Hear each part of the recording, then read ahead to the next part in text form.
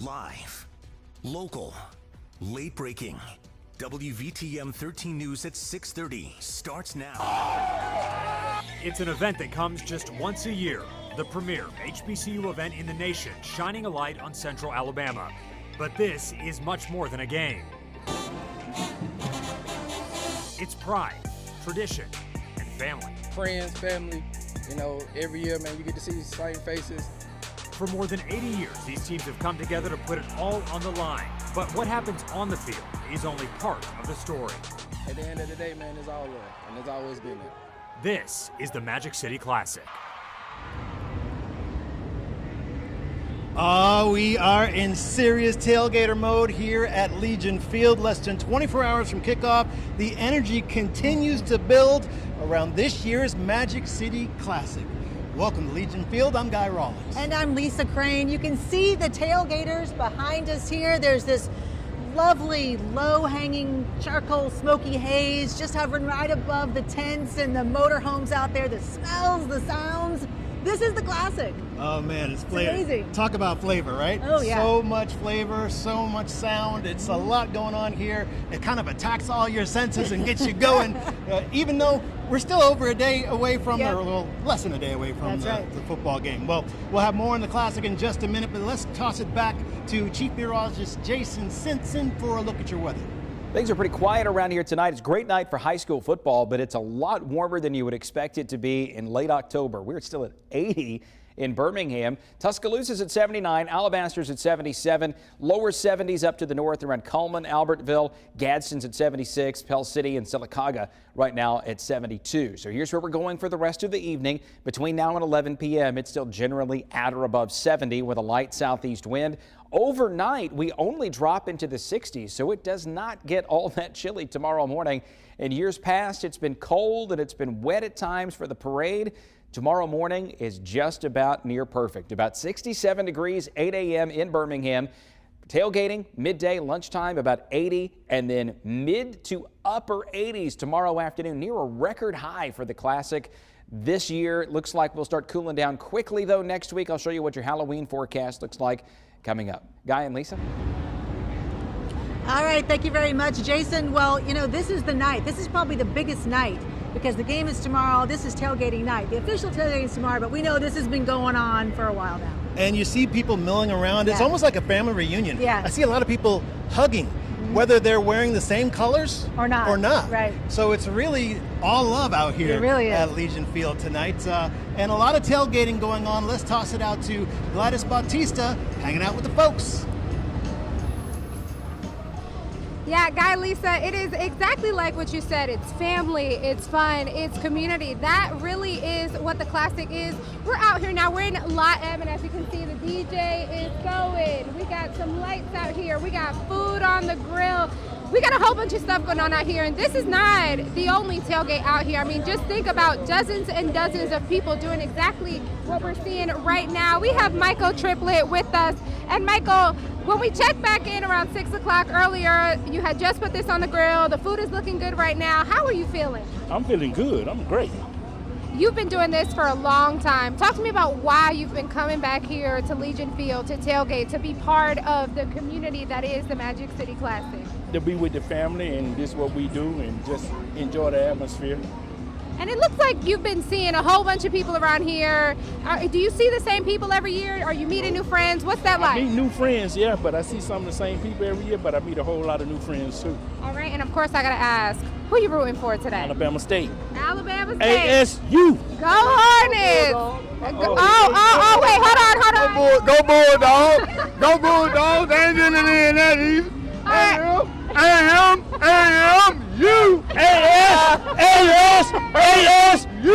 All right, guys. Well, you have it here. Y'all got it here. This is what's going on. This is the Magic City Classic. I will send it back to you guys. I'll have what he's having, whatever that is. It sounded like Gladys lost control there, but they're having a good time. Good times, but let's not forget there is a football game to play still. This has been an extremely tight series between Alabama State and Alabama A&M. Their first meeting coming way back in 1924. All time, the Bulldogs lead this series 44-40 with 3 ties. just last year, ASU broke a 4-game losing streak with the 24-17 win. And as usual, there's a lot on the line this time of year. The Bulldogs trying to stay above 500, and if they can pull that off, they have an outside chance to win the SWAC East. But I'm getting a little bit out of my wheelhouse, so let me toss it to Sports Director Ryan. He's out. Ryan Hennessy been talking to the coaches this week, right, Ryan?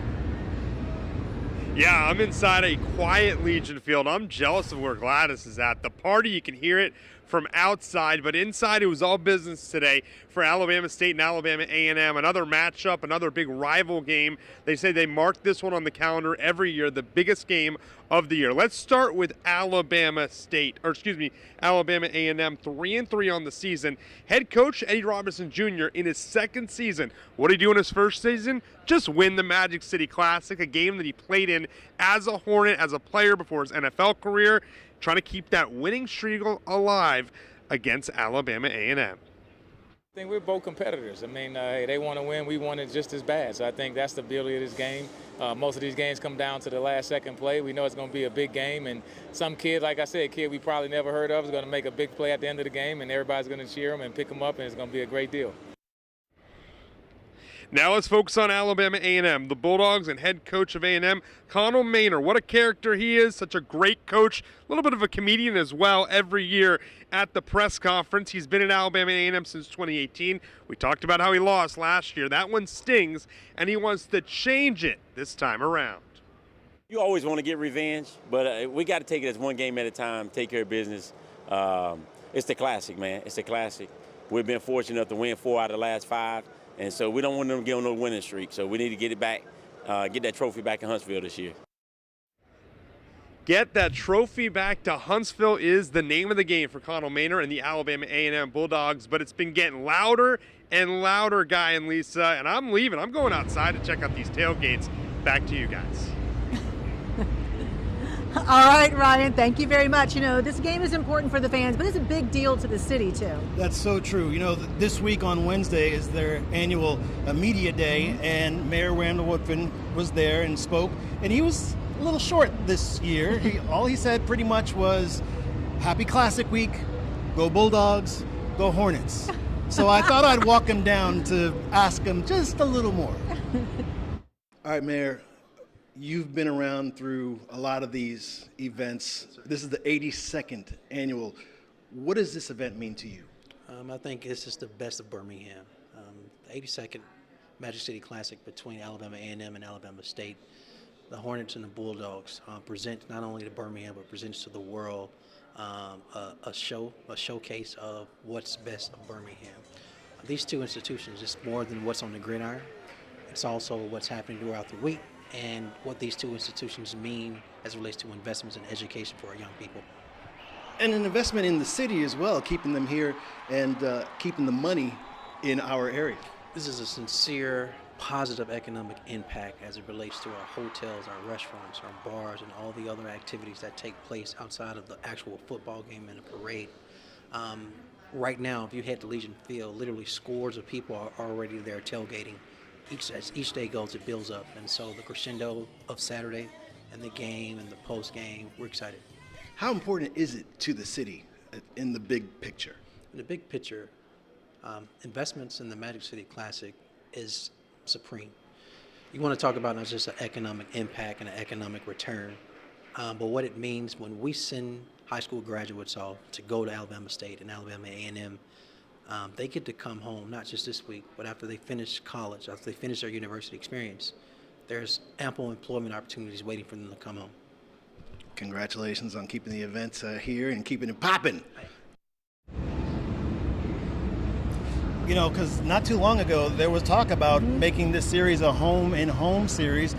We're talking about Huntsville and Montgomery, but they were able to keep it in the city. It's huge for Birmingham in terms of a monetary investment in the city. Because so many people are coming from out of town for this game. Nearly 40 states represented at this year's Magic City Classic.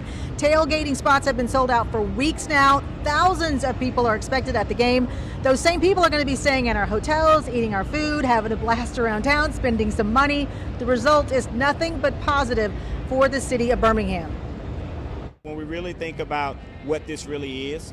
She has some great notes here, but I think the part that resonates more with me is looking at the intentionality of everybody being in Birmingham the last Saturday in October. There are lots of other events. Again, I talk about Alabama and Tennessee being the third Saturday. That's every other year. You know where this is each and every year. Of course, the SWAC commissioner loves the Magic City Classic, too. It is the largest game of its kind in the country, which shines the spotlight squarely on the Southwestern Atlantic Conference. Well, it's about the entire HBCU culture. You're talking about 60, 65,000 people for bragging rights. And realistically, there's no other state that invests as much as Alabama does in this classic. So it's not about the economic impact. It's really about the passion, the energy of the entire week. And it is an entire week. It is an entire week, and it's almost maybe a little more. Right, that's a good point. It's actually probably a little over a week, but everybody's getting the party on and their friendship and fraternity on and food on, which we all love. And, all throughout the week you talk to people who are in town. I actually talked to Ruben Studdard today. He dropped an album today. Wow. And he played for Alabama A&M. That's right. During his freshman year.